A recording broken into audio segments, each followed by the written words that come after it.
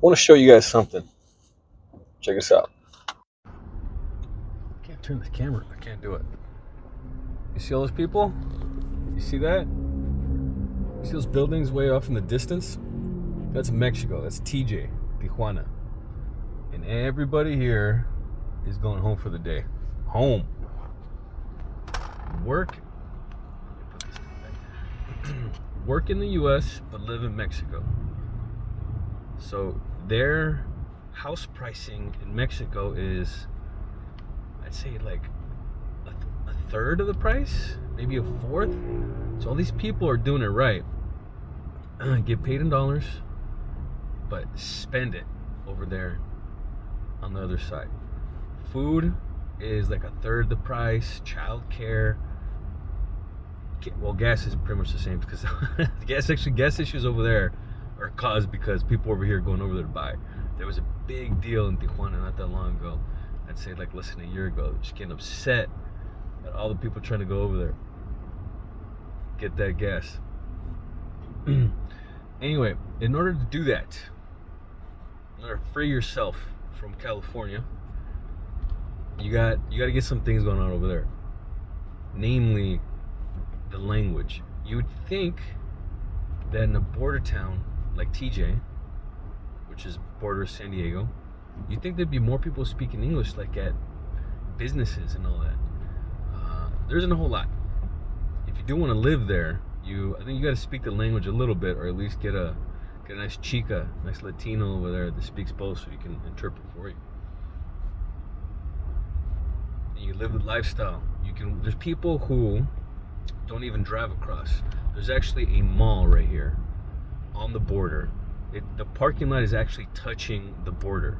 If you go past the parking lot, if you go up the grassy little hill, the next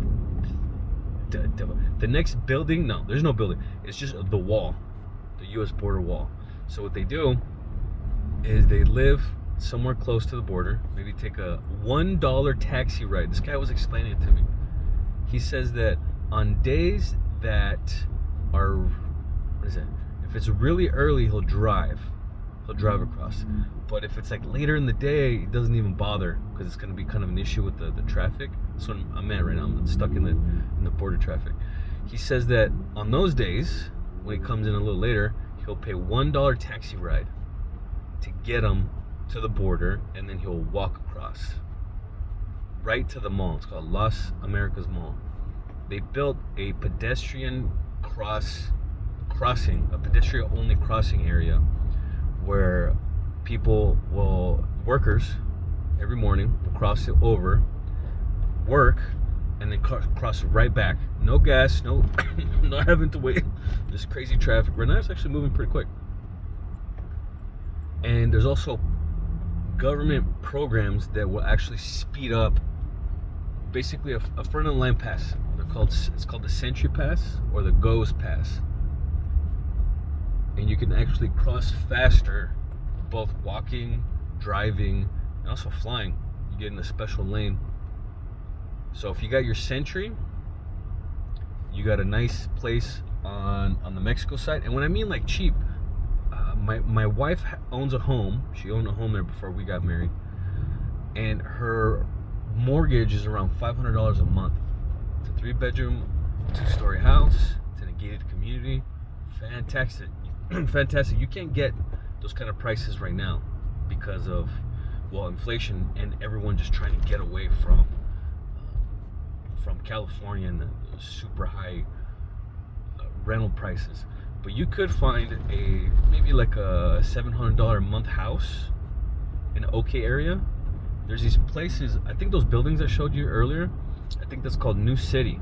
It's high-rise apartments. It's more U.S. prices. I think it's more like $1,500 to $2,000 for an apartment, maybe 2-3 bedroom. I haven't really checked that place out.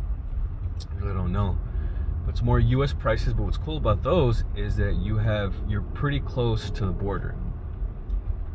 If you want, you can drive, but from there you can take a $1 taxi or probably like a $3 Uber ride. It's probably less than 5 minutes. You can even walk. Might as well just walk. Walk across. You can catch the trolley to where you need to go. You can catch another Uber, whatever it is you need to do. It's a lot of cost saving. It's a cost saving move, which is one of the things that we're planning on doing once I get all the documents ready, because you could be illegal in Mexico. You don't have the right permits. Oh man, they don't really care though. I've been going to Mexico all my life, and I've never once heard about any, at least in person, I've never talked to anyone who has ever even known someone else who was a U.S. citizen who was living in Mexico illegally who got deported. I wonder if that's even a thing. I'm sure it's got to be some instances. Okay, so let's say you can get a house, or even an apartment. Let's just call it $800. $800 a month. That might be with electricity and internet included, depending on how you want to do it. You're probably most likely going to want an all-in-one thing. You don't want to have to deal with each place individually, which might give you a better deal. But again, if your Spanish is not that good or non-existent, you might want to have some sort of I'm sure there's some sort of website that can actually hook you up with all that. And then as far as the Spanish, I mean, it's pretty easy. Everybody takes Spanish in high school, don't they? You can learn it while you go over here, while you live.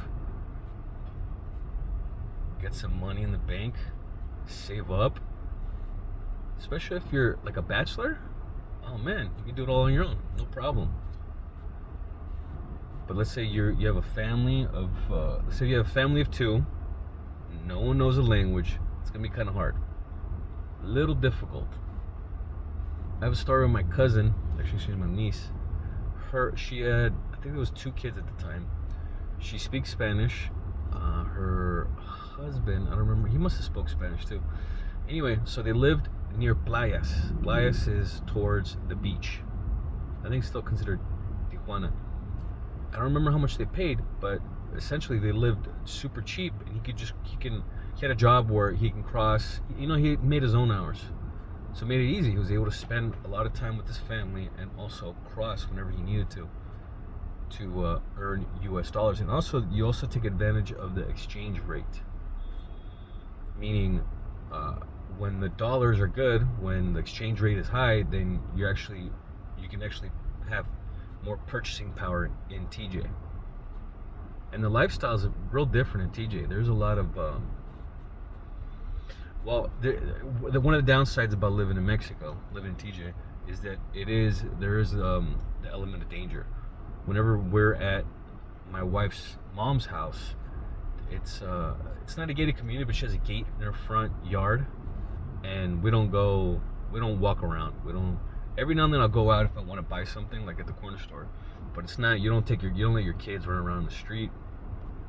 You don't go out at nighttime. You basically just stay in, and you either go in your car and you order food.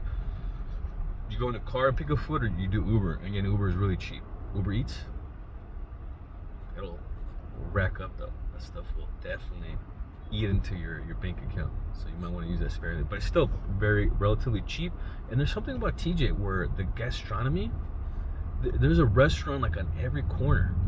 There's actually restaurants. I know the owner of this Birria place, Birria, where he doesn't do Uber Eats because it's just it's too much. There's too many customers. He's making too much money. Like, no, it causes too many issues. People come in. I gotta make sure I got their order right. And I'm trying to take care of the people inside the restaurant. Trying to take care of them, and I can't with all this moving in and out. And then the Uber people trying to pretend they're Uber, come in and just take whatever order. That's messed up, man. That's messed up. You're at home, your mouth is watering for some delicious meat. So I was gonna take that out of context. I have your heart set on some food, and then some jerk comes by and just takes it from you. It's messed up. Anyway, I'm about to cross this border, so I gotta go. Anyway, nice chatting with you guys.